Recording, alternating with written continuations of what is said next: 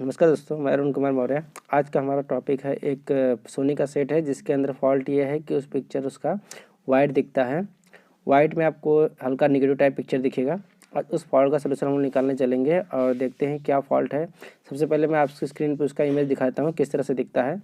तो ये इसका इमेज है जो कि आपको स्क्रीन पर दिख रहा है। हल्का नेगेटिव टाइप के पिक्चर आपको दिख रहा है और कॉर्नर पे आपको हल्का शैडो जैसा भी दिख रहा है। तो ये पैनल का फॉल्ट नहीं है, ये रिपेयरेबल पैनल है। ये पैनल रिपेयर हो जाएगा, बन जाएगा आपका सेट। इससे आपको घबराने की कोई ज़रूरत नहीं है। ओके, तो ये सोनी का सेट है, 32 से 32 इंच का है जिसके अंदर टीकॉन लगा होता है। तो मैं उसके पावर सप्लाई आपको दिखाता हूँ सबसे पहले। तो ये इसका पावर सप्लाई है जो कि काफ़ी हैवी पावर सप्लाई है, जिसके अंदर स्टैंड बाई का ट्रांसफार्मर है, PFC का है और आपका लीनियर का है। ओके, तो ये हमारा दूसरा मदरबोर्ड देख लेते हैं। तो मदरबोर्ड आप देख सकते हो इसके अंदर मल्टीपल इनपुट्स है, PGA, HDMI, RC। तो ये सब आपको इस बोर्ड के अंदर ये सुविधाएं मिल जाती है।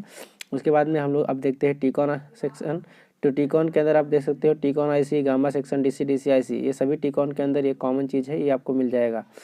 ओके, तो चलिए हम लोग अब नेक्स्ट देख लेते हैं कि हमारा जो पिक्चर है वो किस तरह से दिखेगा। पहले आपको देखिए, यहाँ पर ये मेरा पिक्चर दिख रहा है। तो सबसे यहाँ पर आपको कोने कोने में भी वो सारी चीज़ें आपको दिख रही है जो कि शैडो मार रहा हुआ है। ओके, तो चलिए हम लोग सबसे पहले टीकॉन को बाहर निकालेंगे। टीकॉन का ही फॉल्ट है, मदरबोर्ड और पावर सप्लाई और इन्वर्टर बोर्ड में कोई दिक्कत नहीं है, आपका ये सब चीज़ें सही है। ओके, तो ये इसका मदरबोर्ड है जिसके अंदर आपको देख सकते हो मल्टीपल ऑप्शन मिल रहा है। अब इन्वर्टर बोर्ड हम लोग देख लेते हैं कि देखिए ये इसका इन्वर्टर बोर्ड है जो कि लगाया हुआ है।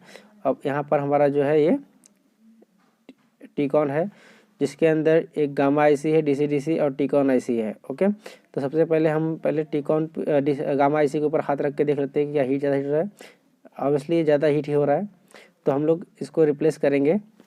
तो इसका एक ही फंडा है कि अगर IC ख़राब होती है तो हमको नया IC डालना पड़ता है। ये IC बहुत ही कॉमन है, सैमसंग के अंदर भी लग जाता है और बहुत ज़्यादा ख़राब भी होता है। ओके, सेट को बंद करके अब ये टिप निकाल लीजिए और मैं आपको इसका इक्विवेलेंट देख लीजिए। RM5101 ये IC भी लग जाती है इसके जगह पे, और बाकी इसके सीरीज अलग अलग नंबर के भी है, सब इक्विवेलेंट में ही है। ओके, तो चलिए अब हम लोग क्या करते हैं, इसका एल्यूमिनियम केबल निकाल के और उस IC को रिमूव करेंगे जो हमारी IC ज़्यादा हीट हो रही है, मतलब हमारी गामा सेक्शन की IC जो कि एक स्क्वायर IC है, आपको देखने को मिल जाएगा। ये बहुत सारे सेट में आता है, सोनी सैमसंग में आता है अलग के। तो स्क्वायर IC है, ये आपको देखने को मिलेगा। कॉमन IC है, ख़राब भी बहुत ज़्यादा होता है।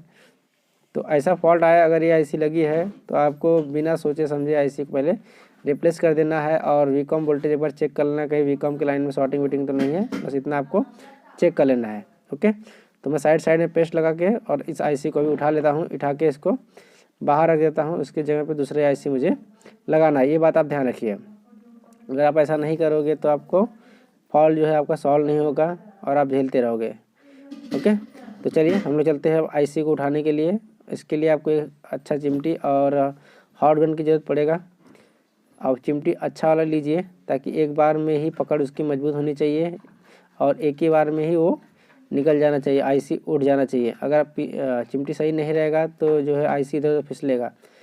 ओके, तो फिसलेगा तो कंपोनेंट को भी डिस्टर्ब कर देगा वो। तो ये बात आपको ध्यान में रखना है। और अभी हम क्या करेंगे, इसके यहाँ पे दूसरी IC लगाएंगे। लगाने से पहले इसके पैड को अच्छी तरह से आपको क्लीन कर लेना है। अब चाहे थिनर से साफ़ कीजिए, चाहे किससे भी आपके पास जो सुविधा है उससे साफ़ कर लीजिए इसके पैड को साफ़ करने के बाद ही आपको IC लगाना है ताकि मॉइस्चर जैसा कोई चीज़ यहाँ पर रह न जाए, ताकि IC ख़राब होने का चांसेस ना रहे। चलिए अब मैं दूसरी IC इसके ऊपर लगा दिया हूँ। अब थोड़ा हीट मारना बाकी है। पहले आपको लेग टू लेग बिठाना है, उसके बाद में आपको हीट मार देना है। हीट मारने के बाद में इसके ऊपर चिमटी हल्का सा रख देना ताकि IC नीचे की तरफ बैठ जाए, दब जाए और इसके लेग्स जो है अच्छे से लग जाए। ओके, ताकि कोई आपको दिक्कत ना हो और ऐसा ना लगे कि अभी IC नहीं लगी है।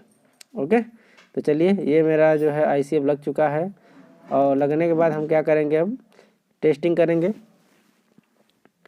तो चलिए अब हमारा IC लग चुका है, अब हमारा टाइम है कि हम इसको टेस्ट करें। तो टेस्ट के लिए हमको फिर से लगाना पड़ेगा हमारे टीवी के अंदर और उसके बाद ही उसका रिजल्ट मालूम पड़ेगा कि सही पिक्चर आता है या फिर नहीं आता है। ठीक है, तो चलिए अब हम लोग चलते हैं मदरबोर्ड के अंदर, अरे हमारे जो सेट है उसके अंदर लगाने के लिए। तो सबसे पहले जैसे हमने रिमूव किया था कनेक्टर, वैसे ही कनेक्टर को फिर से लगाएंगे। पहले हम FC केबल लगाएंगे जो कि 2 स्ट्रिप है उसको लगाएंगे, उसके बाद में फिर एल्ब्रेस केबल लगाएंगे। अगर आप पहले देख लीजिए, आपका अगर स्ट्रिप जो है रस्टी है तो उसको साफ़ कर लेना। मेरा स्ट्रिप जो है रस्टी नहीं है तो मैं साफ़ नहीं करूँगा, ऐसी डायरेक्ट लगाता हूँ। ओके, अगर ये रस्टी रहेगा तो आप साफ़ कर लेना, नहीं तो फिर पिक्चर में डिस्टर्बेंस दिखेगा आपको। और एल्ब्रेस केबल आप जब लगाओगे तो उसको भी अच्छी तरह से, अगर साफ़ नहीं है तो क्लीन कर लेना, नहीं तो फिर उसकी वजह से भी पिक्चर में कोई दिक्कत आ सकता है, पिक्चर में कुछ ना कुछ डिस्टर्बेंस आपको देखने को मिलेगा। चलिए ना हम टेस्ट कर लेते हैं, अब पिक्चर देखते हैं क्या आता है। तो पिक्चर आप देख सकते हैं यहाँ पर मेरा क्लियर पिक्चर आ रहा है, पिक्चर में कोई दिक्कत नहीं है, पिक्चर एकदम परफेक्ट है। ओके, तो ये हमारा जो प्रॉब्लम था वो सॉल्व हो गया। तो मेरा जो IC था गामा करेक्शन की जो IC थी वो मेरी ख़राब थी, क्योंकि ज़्यादा वाइट आना यानी पिक्चर निगेटिव आना वो गामा से रिलेटेड के फॉल्ट होते हैं। ये बात आप ध्यान रखिए हमेशा। Thanks for watching my video. Channel को सब्सक्राइब कीजिए, लाइक